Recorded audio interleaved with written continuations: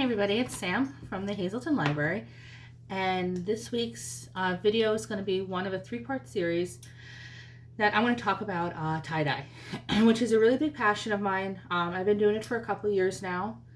I've always wanted to do it at the library at one of our classes, but there's really no easy way for me to do that to a big group of people, so this is actually a great way for me to talk to you about it. So on this video, we're going to talk about some of the tools that you're going to need. Everything that I'm talking about here, you can get online. There's no reason for you to go to a store for it. And some of the stuff you might already have in your house. So the first thing is the dye. I use Procreon fiber reactive dyes. And what that means is the dye is going to chemically bond with the fiber in the cloth and give you a very long-lasting color. This shirt I wear pretty often. I've had it for about 3 years now. It's as bright as it was the day that I made it. And part of that is because I use this kind of dye. This dye has a couple things, just like any dye you want to wear. Gloves. That is a must for doing tie-dye. Just because you're not made out of fiber doesn't mean it's not going to dye your skin and your nails, and it takes forever to get out. The other thing is you do want to use some kind of a dust mask. I happen to have one of these because the dye is really fine and it can cause some irritation. You're not going to be wearing it for very long, just long enough to get your dye from the container into one of these bottles. I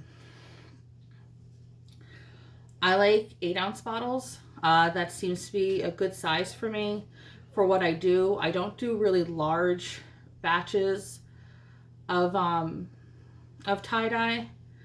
So maybe for about like 5 or so shirts, you know, this would be enough depending on how many different colors I'm using.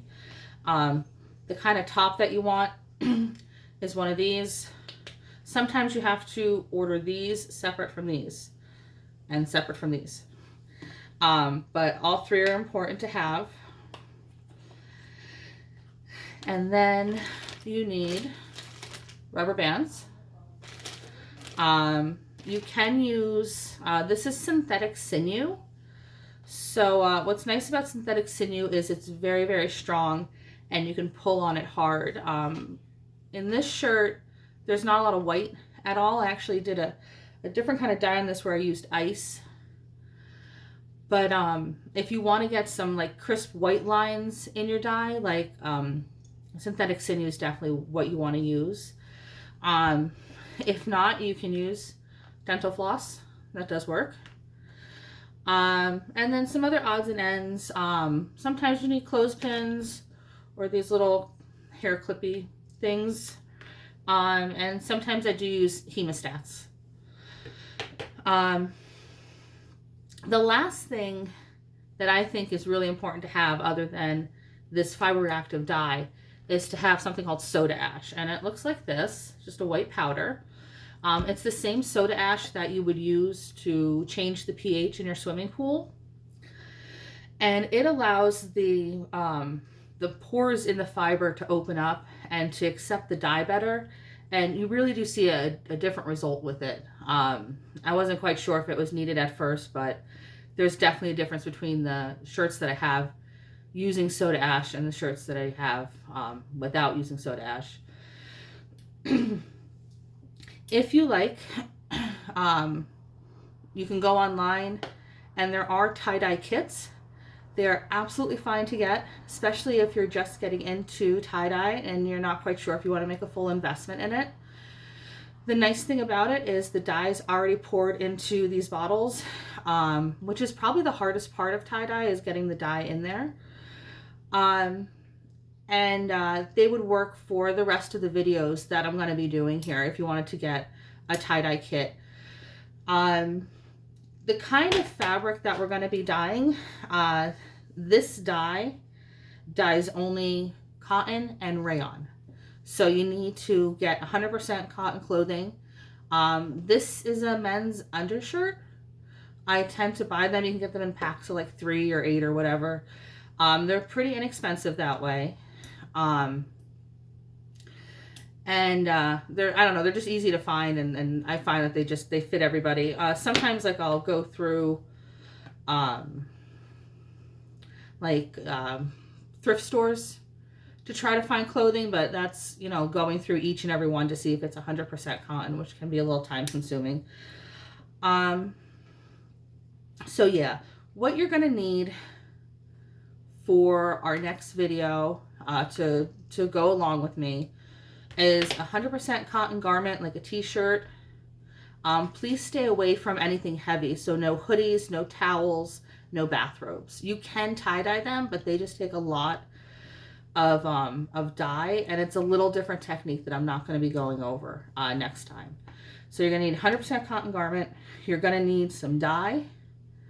I like to do like rainbow stuff, so I tend to get, you know, 7 to 8 colors. You can get red, yellow, and blue and mix up whatever colors you want in your bottle. Or you can buy like pre-made colors. This one is bubblegum pink, which is this color here. And that would kind of be hard for me to mix myself, so I don't mind buying like a pre-made mix for that. But for something like a dark blue, I'd probably just make myself.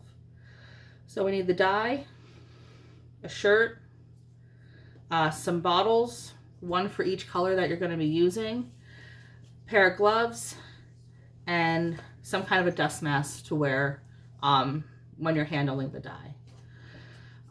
Next video is going to cover how to tie the shirt, and we're going to be dyeing it. We're going to be working on a spiral. Spirals work good with any number of dyes. So you could do a spiral with 1 color, you could do a spiral with 20 colors. So it's however you want to do it. Oh, and one other thing you need is a shopping bag, because that's what we're going to put in our shirt in.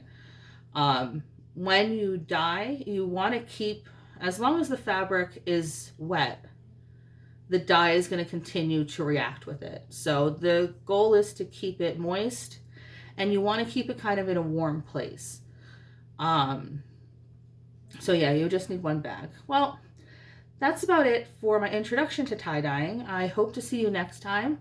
And make sure to wear something you don't mind getting messy, because this is a messy craft at the best of times.